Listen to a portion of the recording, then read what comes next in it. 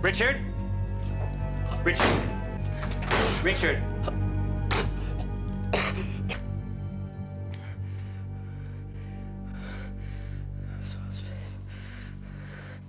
Jack's Back is by far one of the most underrated movies of the 80s. It's a film that often flies under the radar when discussing James Spader's impressive filmography, and it was director Rowdy Herrington's debut feature. Released in 1988, this is a tense thriller that really showcases Spader's incredible range as an actor.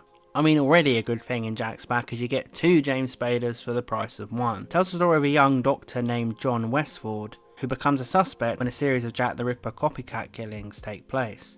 John is then killed himself, and the police quickly name him as the killer and believe that he killed himself out of guilt. But then John's identical twin brother Rick appears and claims that he's seen visions of the true killer, and he goes about trying to catch the real one. It's a mental story that grabs you from the get-go. You did not expect two James Spaders to be in this film, but it draws you in. As soon as Rick turns up, you realise this is actually a film about their unresolved relationship. It's a film about family, it's a film about guilt, a film about not doing the right thing in time or letting someone know how you felt in time. And the film really subverts your expectations, because when you hear Jack's Back, you really feel like this is just going to be a film about a copycat Jack the Ripper killer.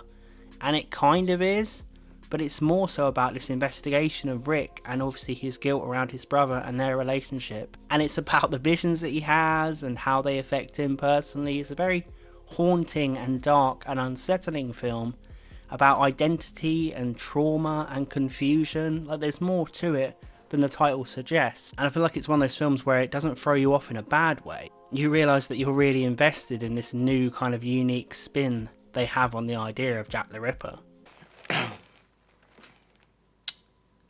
Our teacher gave us a test, the history test, and after it was finished, she called Johnny and I up to the front of the classroom and said that we cheated. Gave the same answers, made the same mistakes. She put us into different rooms and gave us another test. And the same thing happened, identical papers.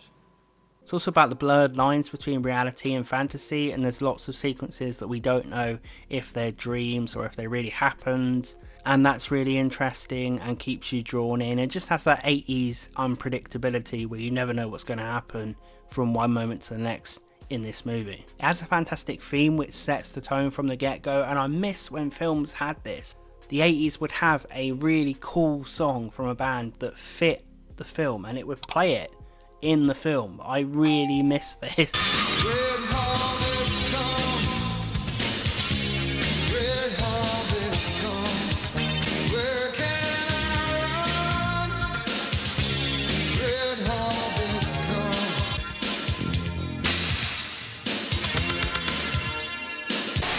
That song is cool as hell, and again, it's all about the atmosphere and it's so suitable, and I feel like that's something that's lost these days. People have forgot the power of music in these sorts of movies. Really do like both James Spaders you get here. Obviously the first Doctor is a genuinely good man who wants to do well by his patients, and the second James Spader, Rick, is a genuinely lost man who has a lot of guilt about his relationship with his brother, a very quiet man. But you can tell both of them care about justice deeply and care about other people. And it pulls at your heartstrings because you can feel the protection that he feels over John, which he failed to show him in life. My brother didn't kill anybody. Some motherfucker put a rope around his neck and strung him up from the fucking ceiling. I like how a lot of film is just watching Rick go from location to location trying to gather clues. And you never know whether the real killer is going to show up. You always feel like he could be around the corner and Rick is in danger all the time. There's always this looming feeling to Jack's Back, always this darkness and grit, as you know, the city streets are shown to be uncompromising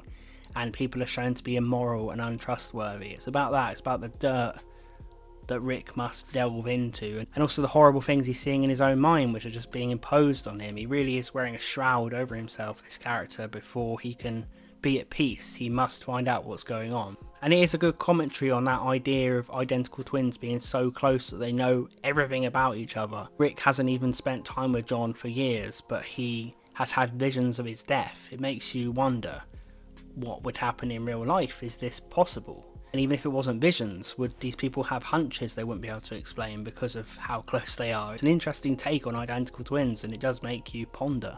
I really feel like this is a very underrated film of the 80s, one of the most underrated, because you don't get films like this anymore, or at least you get them very, very rarely. This is just something I want to hold on to from the 80s, this style, this creativity. I love the atmosphere, I think the direction is admirable, I think it's a very, very solid 80s film, and I really wanted to draw more attention to it. So let me know if you've seen it in the comments below. If you haven't, please watch it and let me know what you think in the comments. Also, please consider subscribing if you enjoy analysis and retrospectives on cult and classic films, and I will see you guys in the next video.